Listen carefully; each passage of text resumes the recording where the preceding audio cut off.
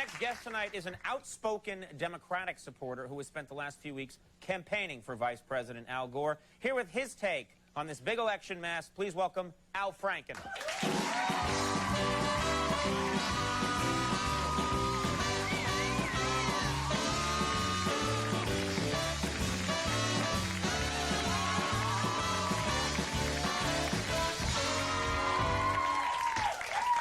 I'm hoping that you will explain all of this to me and to all of us, because we're confused. It's a mess. It's a big mess. It's a mess. We don't know who's going to be our next president.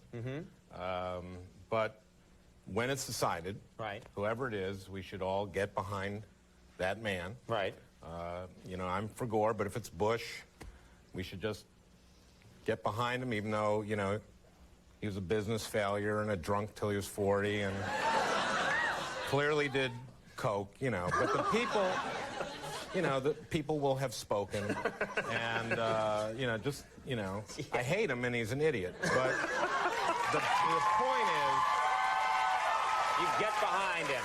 whoever it is. Get behind him. Whoever it is. Now, what do you think about this debate about the butterfly ballot, the mistaken votes that people made in a Florida county for Buchanan? They voted for Buchanan. They did not intend to. Those were meant to be Gore votes. This is in Palm Beach County, and a lot of old Jews left the booth thinking they voted for Gore, and now think they may have voted for Buchanan. And I live on the Upper West Side of New York, which is very Jewish, and a number of my friends have gotten calls, like from their parents, saying, "I think I voted for Hitler." You know, so not like Hitler. There's well, even Buchanan has said, look, these votes clearly were that I got there were, if they were clearly intended for Gore, he should get them, and there's no higher moral authority, of course, than Buchanan. And so I think they should let these people, you know, vote again, and quickly, before a lot of them are going to die very quickly. And I was talking to Adam about this. He was obsessing. Adam Sandler? Yeah, about the election. And in fact, he's going to do his next movie is going to be very political. It's going to be about a guy who's very alienated from the political process. So he pisses on a lot of the monuments. That's the movie. And then he falls in love and grows up. So it should be a big hit.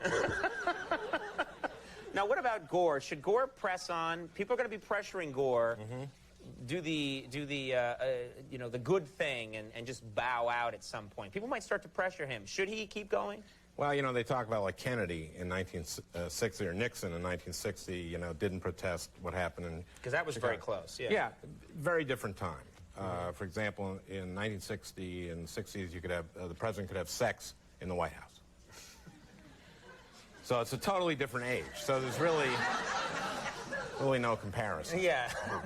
Yes, the times we can't compare. But, you know, actually, we can't. We're not going to know for a while because they have to wait for these overseas absentee ballots. Right. And a lot of people assume that these are the Bush people are saying, well, these are military votes. Military people are very conservative. It's just that I did a USO tour last year, and I went to Bosnia and Kosovo, and a lot of the people, you know, Antoine Jones, you know, private, is not your typical country club Republican. So there's going to be, and also a lot of these, of these overseas ballots come from spies. So you think a spy vote really could change things? Well, people don't realize this, but a lot of spies have Florida residency because winter's the off month for spies.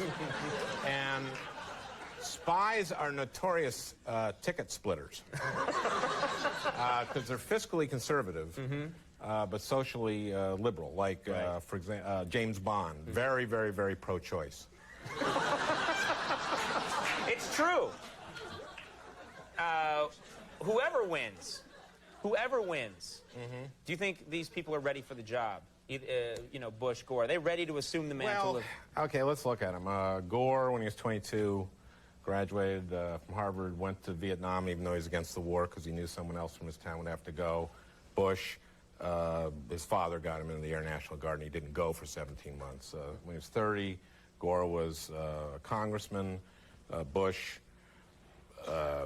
drunk.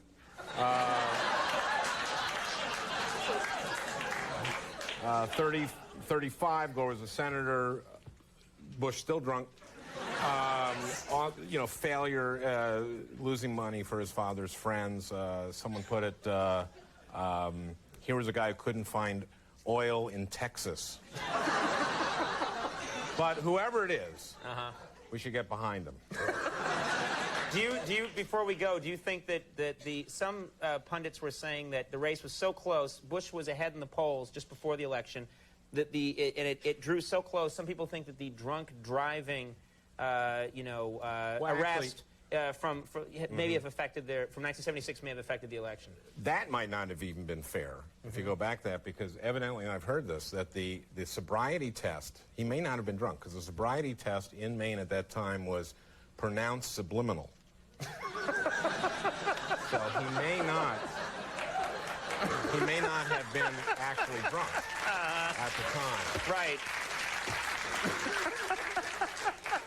Oh, Al, thank you very much for your fair and balanced view of whoever it is. Get behind. Even if he's an idiot. Al Franken, everybody. We'll be right back with Badly Drawn Voice.